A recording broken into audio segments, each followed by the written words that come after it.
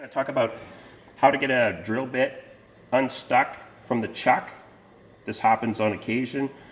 Sometimes you'll get it where the chuck is actually damaged on the inside.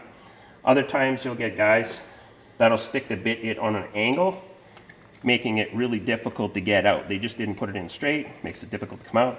Could have damaged chuck. To get it out, there are other methods you could use to get it out. This one I discovered after trying 2 other different methods. We were unable to get the bit out of the drill. Once you have the bit in the drill, if you're going to be sending it out, it makes it very difficult to send a drill out with a bit stuck in it.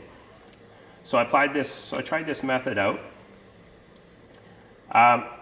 Basically what I did is I used 2 small sledges. Now you can use another surface. This one was optimum because if you got the drill bit stuck in there, you want to get an optimum surface so you can get some grip on it. Now before we start, we want to make sure that we have proper safety gear. Make sure you're wearing gloves. Make sure you're wearing safety glasses, because you know if you get a piece of metal kick up, attack you somewhere like in the eye or something like that, it's going to cause some issues, right?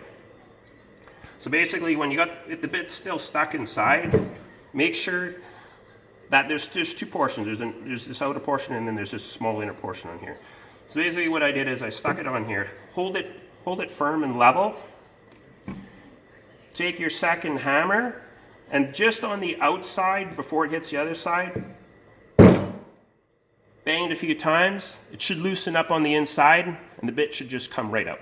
Very simple.